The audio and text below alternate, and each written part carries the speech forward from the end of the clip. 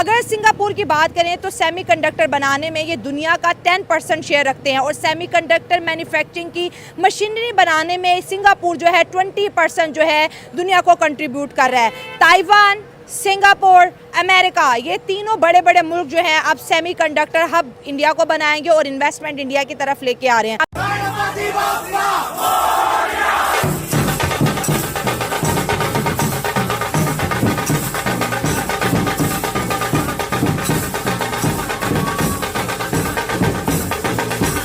He is delivering to the people. लोगों के पास बेंगलुरु जो IT हब बना, that was him. देन उसके बाद अब वो सेमी कंडक्टर चिप एप्पल का वहाँ पे बाकायदा मैन्युफैक्चर हो रहा है। इसका रीज़न ये है कि जब तक आवाम को डिलीवर नहीं होगा आपको वोट नहीं मिलेंगे। वहाँ पे ये चीज़ थोड़ी है जो हमारे यहाँ धांधली के बाद चलते हैं। He is doing a great job और we should learn from him. और सबसे जो की पॉइंट है, इफ़ यू आस्क मी कि मोदी इतना सक्सेस क्यों हो रहा है और इतने सक्सेसफुल क्यों हो रहा है, वो जिधर जा रहा है वो अपना चुप करके काम कर रहा है। He is not into social media stuff but he is into real business. और आज इंडिया दुनिया का पांचवी बड़ी इकॉनमी है और इंडिया अपने आप के खुद when you ask their external minister S Jaishankar कि आप किस साइड में, if you whether you are on western side और चाइना और किस ब्लॉक में, तो वो कहता है मेरी एक अपनी साइड है।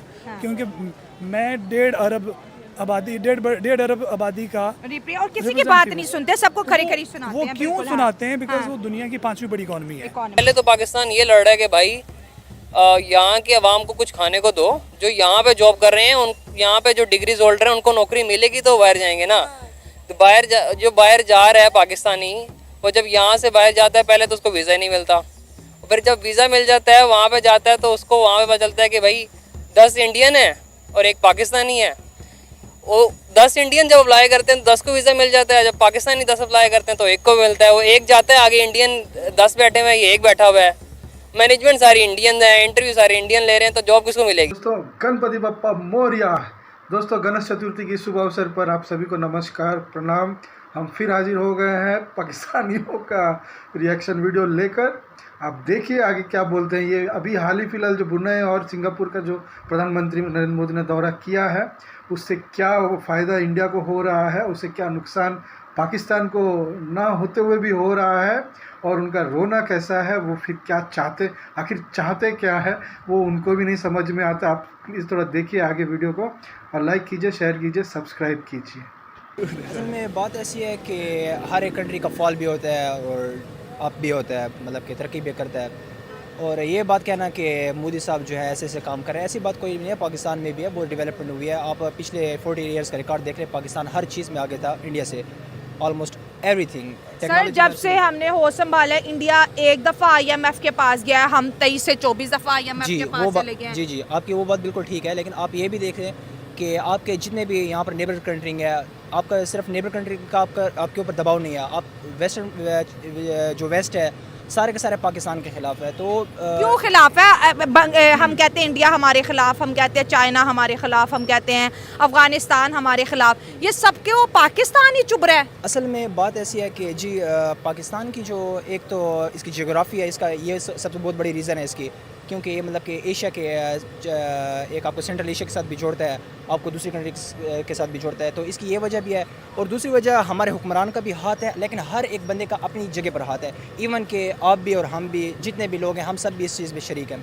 वो है ना, शायद आपने सुना होगा कि जैसे अवाम वैसे हुक्मरान। हाँ। तो बात ऐसी है कि लेकिन सर अवाम इतनी भी बुरी नहीं है जितने हमें हुक्मरान मिल गया। भाई कोई बात ही नहीं कर रहा। एक मुल्क तरक्की कर रहे हैं आए दिन, और हमारे वजीर आजम चले जाते हैं, मांगने नहीं आया। मांगने नहीं मतलब पूरे 25 करोड़ लोगों को भिखारी बना दिया, और हमारे रुपए की वैल्यू देखे, टका आज भी हमसे बेहतर है। बिल्कुल जी, मैं ये नहीं कह रहा कि वो बिल्कुल गलत है या कोई ऐसी बात है। बिल्कुल उन्होंने जो किया है, मतलब कि हमारी जाहिर सी बात है, इकॉनमी को सब कुछ डिस्ट्रॉय किया।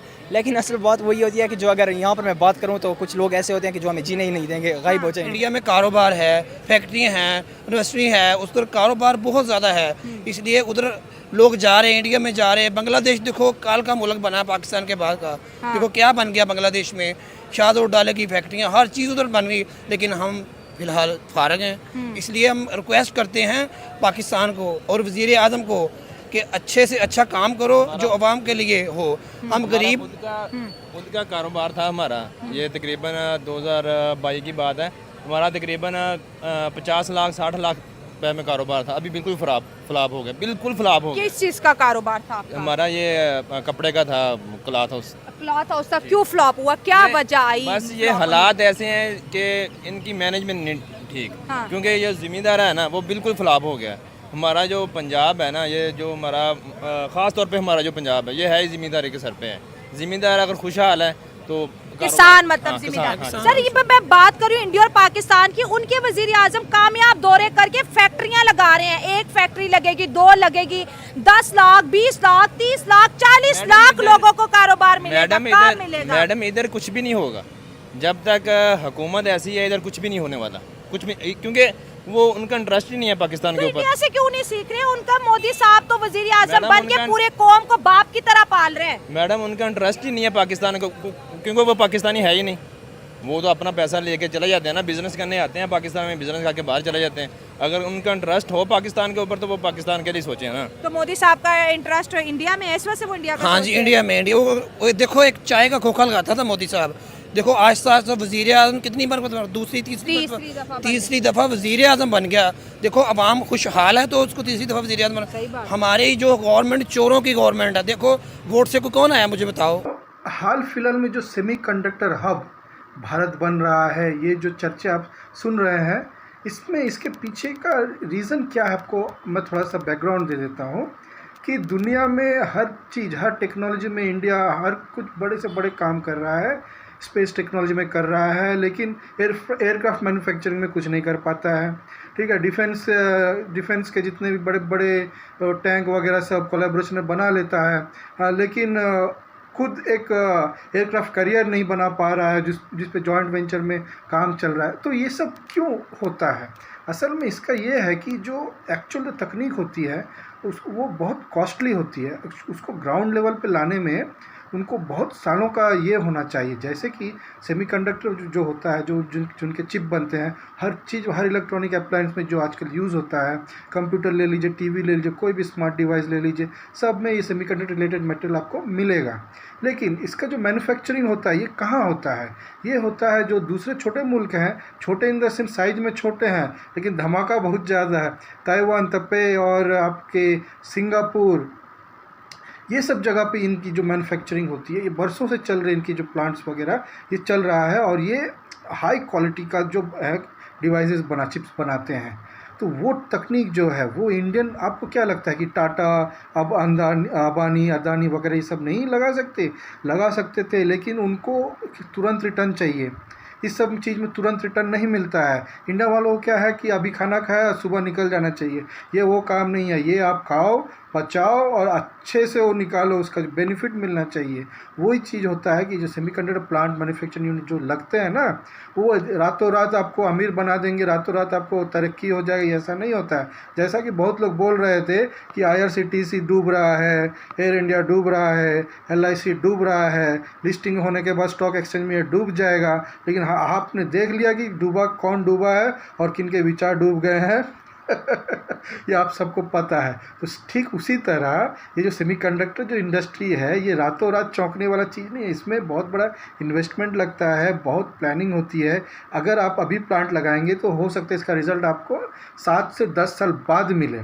ये लॉन्ग टर्म चीज़ें होती है, ये तुरंत नहीं कि आईफोन का आपने प्लांट लगा दिया, फॉक्सकॉन का प्लांट लगा दिया और धड़ाधड़ हर साल आप प्रोडक्ट निकाल रहे हैं। ये वो सब चीज़ नहीं है, इस पर टाइम लगता है। ठीक है, तो ये चीज़ तो छोड़ो, ये तो हम ही को समझने में इतना टाइम लग गया, पाकिस्तानी का क्या हाल है।